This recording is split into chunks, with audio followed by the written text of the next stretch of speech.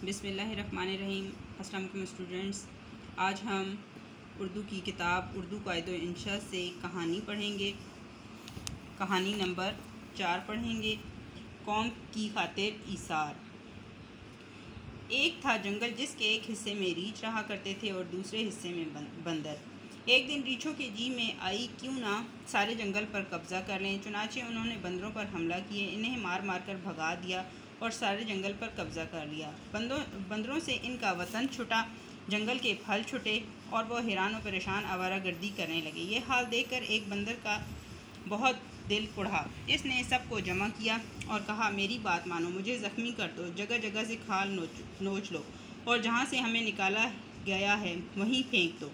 मैं कुछ तदबीर करूँगा और रीछों की बला से निजात मिल जाएगी और तुम्हें अपना वतन वापस मिल जाएगा। बंदर ऐसे गमगुसार और ईसार मन से ये सलूक करना तो ना चाहते थे, मगर आखिर मान गए और इस बंदर को अधमुहा करके डाल गए। रीछों ने एक ज़ख्मी बंदर को देखा और पूछा, तुम यहाँ कैसे आए हो?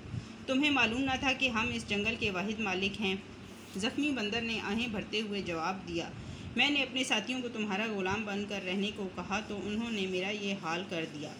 अब वो एक ऐसे जंगल में चले गए हैं जहाँ हर तरफ हरी भरी घास का फर्श बिछा हुआ, चश्मे ठंडा पानी उगल रहे हैं, फलदार दरख्तों के बेशुमार जंगल हैं। जंगल क्या है, बहिश्त का कता है। रीछ हरीस तो होते ही हैं। उन्होंने कहा, तुम हमें वहाँ ले चलो, तुम्हारा इंतकाम भी लेंगे और इस जंगल में चैन की बंसरी बजाएंगे, तुम्हारे ज़ख्मों का इलाज भी करेंगे। बंदर मान गया। उन्होंने एक रीछ पर बंदर को लाद लिया और सारे रीछ बंदर की रहनुमाई में चल पड़े। रात भर चलते रहे। एक जगह मामूली कीचड़ था और इससे आगे गहरी दलदल थी। बंदर ने कहा, इस दलदल से आगे वो जंगल है जिसे जन्नत नज़ीर कहा जाता है। तुम बेखतर बढ़ो और मेरे पीछे चले आओ। रीछ आगे बढ़ते गए और दलदल में धंसते गए, हत्ता कि आखिरी रीछ तक दलदल के पेट में उतर गया। अगली सुबह को सारा जंगल सुनसान था, किसी रीछ का कुछ पता ना था। बंदर खुशी मनाते हुए वापस आए और सारे जंगल के मालिक बन गए। एक बंदर का ये ईसार सारी कौम का इकबाल बन गया। स्टूडेंट्स, इस कहानी का नतीजा है ईसार में अज़मत।